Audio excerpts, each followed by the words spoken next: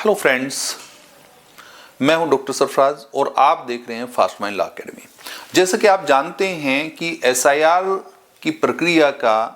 जो आपका फेज चल रहा है, फेज 2 उत्तर प्रदेश के अंतर्गत, जहां पर आपसे जो है जो एसआईआर का फॉर्म था वो आपने सबमिट कर दिया था। अब जो समय है वो बिल्कुल फेज 2 का भी लास्ट समय चल रहा है। इसमें आपका दावा और आपत्ति का समय जो है वो 6 फरवरी तक का जो है समय आपके पास है, बहुत कम समय आपके पास है। तो यहाँ पर जो है आप देख रहे हैं कि अगर आपके पास कोई नोटिस आता है या जो है आप आपत्ति करना चाहते हैं, तो ये मैंने कई बार आपको बताया था, लेकिन कुछ कमेंट्स के माध्यम से जिनका जवाब जो है वो देना जरूरी था, उसके लिए मैं आपको थोड़ा सा क्लियर कर दूं। जो क्वेश्चंस आ रहे हैं, एक तो क्वेश्चन ये है कि मेरा नाम 2003 की लिस्ट में था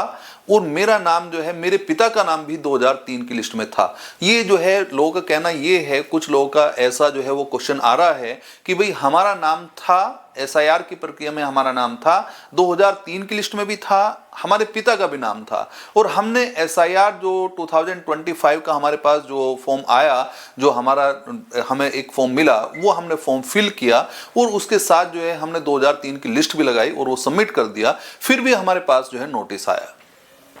तो यहां पर जो है अब हम क्या करें उसके लिए, जो है नोटिस के लिए, देखिए ये बात आपको बिल्कुल क्लियर कर दी गई थी और जो है इलेक्शन कमीशन ऑफ इंडिया के माध्यम से इस बात को स्पष्ट कर दिया गया था कि यदि आपका नाम 2003 की लिस्ट में है और आपके पिता का नाम 2003 की लिस्ट में है, तो आप एक कैटेगरी में आ रहे हैं और एक कैटेगरी के व्यक्ति हैं, तो इसका मतलब साफ है कि अब आपको कोई डॉक्यूमेंट दिखाने की जरूरत आपको नहीं होगी। ये बात आपको स्पष्ट कर दी गई थी। अब आपको बताया जा रहा है कि जी हमारे पास नोटिस आ गया, तो नोटिस आ गया तो उससे संबंधित अधिकारी, आप जहां पर आपका नोटिस आया है वेरिफिकेशन के लिए, आप जो है बीएलओ या जो है तहसील, जहां पर आपका समय रखा हुआ है, जहां पर आपको जिस स्थान पर बुलाया गया वहां पर आप जाएंगे और अपना जो आपने एसआईआर का फॉर्म आपने फिल किया था, उसकी जो आपने एक सर्टिफाइड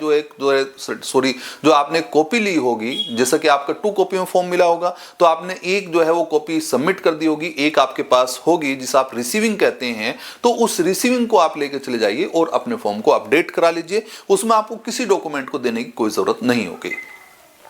ध्यान रहे, ये उन्हीं लोगों के लिए मात्र है जिनका जो है वो यहां पर 2003 की लिस्ट में नाम था और उनके माता पिता का भी नाम 2003 की लिस्ट में था। माता पिता, दादा दादी, नाना नानी में से किसी का नाम था, उन्होंने फॉर्म फिल किया था, किसी वजह से जो है वो नहीं आ पाया है, मैपिंग नहीं हो पाई है या कोई कंफ्यूजन हो गया है या किसी ने ऑब्जेक्शन लगा दिया है, तो आप अपने फॉर्म को लेके जाइए, वहां पर वेरीफाई कराइए, उसे अपडेट करा दीजिए, तो जो है वो आपको फिर कोई डॉक्यूमेंट आपको नहीं देना पड़ेगा। अब दूसरा जो पोर्शन है वो ये था, जो दूसरा क्वेश्चन राइज हो रहा है वो ये हो रहा है बार बार कि जी हमारे पास नोटिस आया है और नोटिस जो आया है वो, मेरे जो फादर हैं वो बाहर रहते हैं, वो जॉब कर रहे हैं, वो दूसरे शहर में हैं, वो तीसरे शहर में हैं, वो नहीं आ सकते, अब उसको जवाब कैसे दें। तो देखिए 2 तरीके हैं। नॉर्मली तो ये है कि जिस व्यक्ति का नाम है उसे जो है वो जाना चाहिए और जो है जो डॉक्यूमेंट्स हैं, जो आपके जो दस्तावेज हैं, जो 13 डॉक्यूमेंट है, वो डॉक्यूमेंट्स आपको वेरीफाई अपने कराने चाहिए। उसमें जो है वो वेरीफाई कराने का तरीका आपको बताया गया था आपकी एज के हिसाब से। अगर 1 जुलाई 1987 से आप पहले आपका जो है जन्म हुआ था, उससे पहले तो आपको केवल एक डॉक्यूमेंट आपको लगाना था, और यदि आप जो है 1 जुलाई 1987 के बाद और 2004 के बीच में अगर आपका जन्म हुआ था, तो आपको अपना और अपने माता पिता में से किसी एक का डॉक्यूमेंट देना था। और अगर 2004 के बाद आपका जन्म हुआ था तो फिर आपको 3 डॉक्यूमेंट देने हैं। आपको अपना भी डॉक्यूमेंट दिखाना है, आपको अपने पिता का भी डॉक्यूमेंट दिखाना है, अपनी माता का भी डॉक्यूमेंट दिखाना है। ये तो मैं पहली वीडियो में कई बार बता चुका हूं।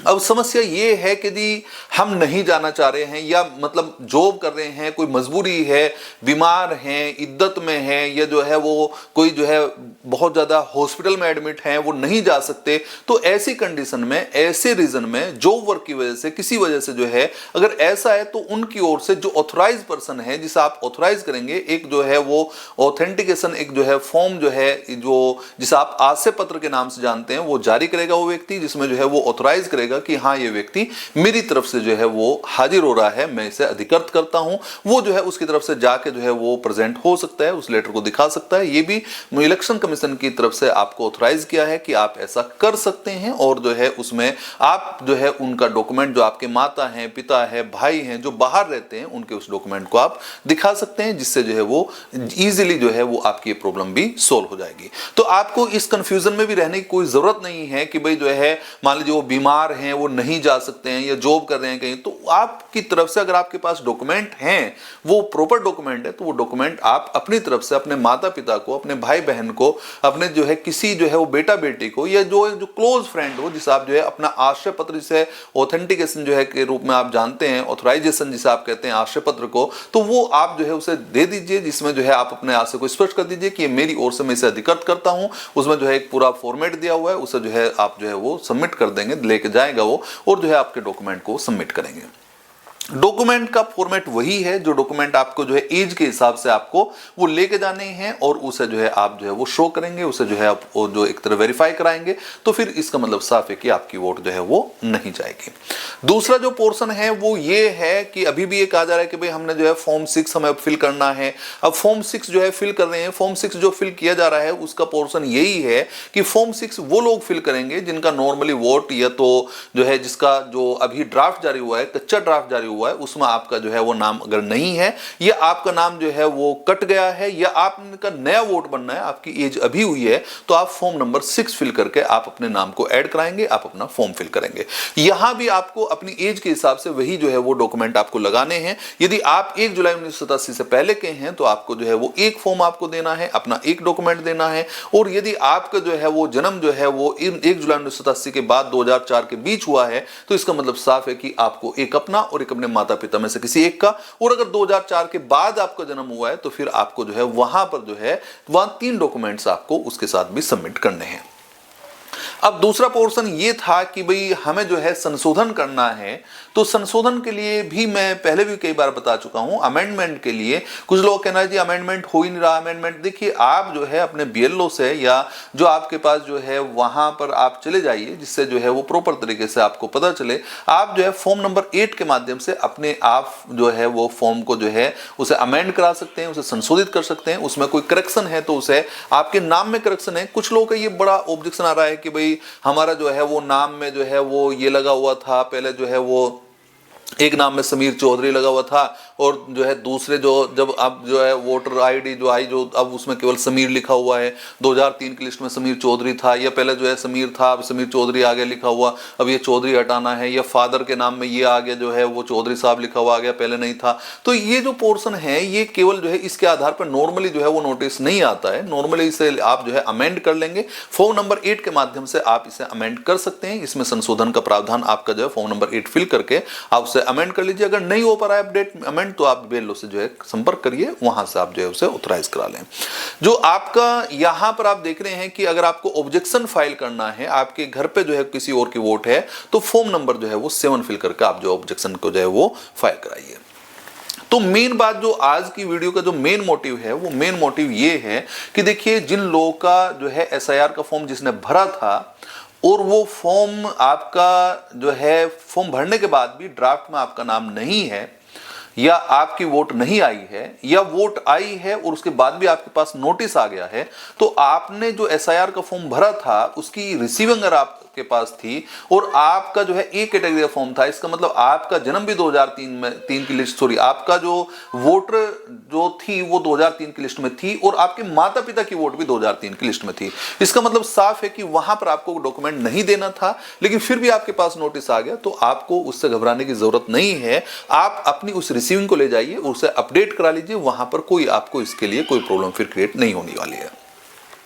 दूसरा जो पोर्शन है, कुछ लोग कहना है जी मेरे पास नोटिस क्यों आ गया। देखिए कई बार जो है ऐसा हो सकता है कि आपका मैपिंग ना हो पाया हो। नॉर्मली ज्यादातर काम हो चुके हैं, अब केवल वही चीजें देखी जा रही हैं, मैपिंग नहीं हो पाया है या किसी ने ऑब्जेक्शन लगा दिया, तो इस वजह से आपके पास नोटिस आ सकता है। और यदि नोटिस आया है तो आप उसे वेरीफाई करा दीजिए डॉक्यूमेंट को, उससे जो है कोई प्रॉब्लम नहीं होने वाली है। जिन लोगों को जो है केवल नाम में प्रॉब्लम है, नाम में चेंजिंग की वजह से जो है वो प्रॉब्लम आ रही है, तो वहां पर उन्हें घबराने की कोई जरूरत नहीं है। फॉर्म नंबर 8 के माध्यम से आप जो है उसे जो है सुधार कर सकते हैं, उसमें जो है वो एक तरह से अमेंड हो सकता है, चेंजिंग हो सकती है। साथ ही साथ जो नई वोट बननी है, वो नई वोट वाले लोग जो है वो अपना फॉर्म 6 भरेंगे। फॉर्म 6 जो है ऑनलाइन भी अप्लाई कर सकते हैं, ऑफलाइन भी अप्लाई कर सकते हैं, लेकिन वेरिफिकेशन आपको कराना ही होता है। जो है वहां पर बीएलओ को आप जो है वो उसे जो है वो दिखाना ही होता है, वहां से जो है वो आपका, ऐसा नहीं है कि आप जो है वो अगर जी हम सारा काम ऑनलाइन ही कर दें तो वेरिफिकेशन तो आपको वहां से भी लेना ही पड़ेगा। नॉर्मली जहां पर आपको अगर आपके पास नोटिस आया है तो नोटिस का आपको देखना है कि नोटिस में डेट भी लिखी होगी, नोटिस में वो समय भी लिखा होगा जब आपको हाजिर होना है। रीजनेबल कारण पे जो है वो आपका समय ऐसा नहीं है कि नहीं बढ़ेगा, ऐसा हो सकता है, या रीजनेबल जो है कारण आपके पास है आप नहीं जा सकते तो आवश्यक पत्र आप जो है जारी कर दीजिए, एक जो है ना ऑथराइजेशन जो है आप जारी करिए। ऑथराइजेशन के माध्यम से वो व्यक्ति जो है जो जिसे भी आप कहेंगे आपकी तरफ से जो है वो चला जाएगा और वो डॉक्यूमेंट जो है वो लेके जाएंगे और वो वहां पर वेरीफाई करा देंगे और उसका प्रॉपर रीजन आपने जो है उसमें रखा होगा जिससे जो है वो दिखा सकते हैं, वो पूरा कार्य आपका समाप्त हो जाएगा। जो नए वोटर हैं वो फॉर्म नंबर 6 को मैंने बता दिया है, वो आप फिल करेंगे। जो लोग जो है विदेश में रहते हैं उनके लिए फॉर्म 6A फिल करना है, वो मैंने आपको बताया था। अगर वो विदेश में हैं, भारत के नागरिक हैं और जॉब के लिए गए हैं, किसी काम से गए हैं, घूमने गए हैं, तो फॉर्म नंबर जो है 6A उन्हें जो है वो फिल करना था। जो वहीं पर जो है वो महीने 2 महीने इस समय वहां है तो वो आपको जो है फिल करना था। साथ ही साथ जो है वो एक बड़ी प्रॉब्लम जो है जो आपके सामने थी कि जी हम कैसे प्रेजेंट हों, क्या जो है वो मेरी मदर जो है वो इद्दत में है, मेरा कोई नहीं है, मैं कैसे करूं। देखिए, जिसके लिए अगर मान लीजिए कि आपके पास डॉक्यूमेंट तो चाहिएगा उन लोगों के पास जो ये कह रहे हैं कि जी 2003 की लिस्ट में मेरा भी नाम नहीं था, मेरे माता पिता का भी नाम नहीं था, या किसी का भी नाम नहीं था, तो फिर उन्हें कम से कम जो है वो डॉक्यूमेंट तो लाना ही पड़ेगा। अगर आप अब फॉर्म भर रहे हैं और आपके पास नोटिस आया तो ऐसे समय में जो है जो मोटे मोटे जो है वो आपके पास डॉक्यूमेंट है उनमें से कोई एक डॉक्यूमेंट आप दे देंगे तो उसमें कोई प्रॉब्लम नहीं, वो इजीली आपके पास हो सकता है। डोमिसाइल बनना बहुत जो है वो इजीली आपके पास होगा, जहां आप रहते होंगे वहां की तहसील से मूल निवास आपका इजीली बन जाता है। साथ ही साथ जाति प्रमाण पत्र इजीली आपका बन जाता है। परिवार रजिस्टर की नकल इजीली आपका जो है वो तहसील से आपकी निकल सकती है, वो आपका हो सकता है। आपका हाई स्कूल इंटर की मार्क्सिट, बोर्ड विश्वविद्यालय की कोई मार्कशीट वो इजीली आपके पास, नई जनरेशन है जो अब नई पीढ़ी है जो एक तरह से फॉर्म 6 भर रहे हैं, नई वोट बनवा रहे हैं, तो वो आराम से उसे लगा सकते हैं। जो पुराने लोग हैं 1987 से पहले के हैं तो उन्हें जो है कोई जो है जो पेंशन जो है उन्हें मिली होगी, कोई जो है गवर्नमेंट जॉब करते होंगे तो उसका कोई आईडी कार्ड मिला होगा, कोई इस तरह के जो है वो वहां पर जो है कोई लैंड अलॉट हुई होगी, कोई जो है हाउस अलॉट हुआ होगा, उसका कोई अलॉटमेंट लेटर होगा तो वो आप जो है लगा सकते हैं। तो आप जो है इससे जो है बहुत ज्यादा कंफ्यूज ना हो। आप जो है इस समय बहुत ज्यादा समय नहीं बचा हुआ है, केवल 6 फरवरी तक का नॉर्मली समय आपके पास है। जो है यहां पर आपको ऑब्जेक्शन का, दावे और आपत्ति का जो समय है, क्लेम और ऑब्जेक्शन का समय ये है। 6 मार्च में जो है फाइनल जो है वो एक तरह से ड्राफ्ट जारी हो जाएगा। अगर आप ये जो है आपत्ति दावा नहीं करेंगे, आप ये सोच रहे जी हम नहीं करते तो क्या हो जाएगा, तो क्या हो जाएगा का मतलब वोट कट जाएगी भाई, वोट आपकी नहीं आएगी फिर उसमें। अब वोट नहीं आएगी तो फिर वोट आप दे भी नहीं पाएंगे। और इसका मतलब साफ है कि अगर आप ये कहते हैं जी जो है वो अजी वोट नहीं आई, तो वोट नहीं आई जब आपके पास डॉक्यूमेंट नहीं है इसलिए वोट नहीं आई, और जब डॉक्यूमेंट नहीं है तो फिर सिटीजनशिप पे जो है नॉर्मली आक्षेप आएगा। भाई सिटीजनशिप जो है वो क्या जो है कोई विदेश से आके व्यक्ति रहने लगा, ये जो है वो किस वजह से जो है इंटरनल एक्सटर्नल दोनों जो है तरीके से सिक्योर्ड करने का जो जिम्मेदारी है वो आर्टिकल नंबर 355 के अंतर्गत केंद्र की जिम्मेदारी है कि वो राज्यों को सुरक्षित रखे, और सुरक्षा की जिम्मेदारी इंटरनल एक्सटर्नल दोनों रूप में उसके पास है। तो इसका मतलब साफ है कि कोई आंतरिक व्यक्ति आ गया, कोई बाह्य व्यक्ति आ गया, कैसे आ गया, तो ये सारी चीजें जो है अराइज होंगी। तो नॉर्मली आप जो है वो अपना थोड़ा सा जो है समय छुट्टी लेके 1-2 दिन का समय जो है आप अपने ऑब्जेक्शन, क्लेम जो भी है, जो नोटिस आया उसका आराम से जवाब दें, और कोई भी समस्या है तो उसका जो है आप में जो कमेंट छोड़ दें, मैसेज छोड़ दें, उसका जो है मैं रिप्लाई कर दूंगा। लेकिन आप अपना जो भी नोटिस आया है, अभी 6 फरवरी तक का ये समय है, इसे आप यहां तक जो है वो अपना जो है इस समय में पूरा कर दें, जिससे जो है आपके फाइनल ड्राफ्ट में आपकी वोट आ जाए। तो आज के लिए जो है यही वीडियो। नेक्स्ट वीडियो में हम यूजीसी के संबंध में जो अभी गाइडलाइन आई है जिस पर लगातार विवाद चल रहा है, उस पर एक नई वीडियो जो है अभी आपके सामने आएगी। तब तक के लिए धन्यवाद।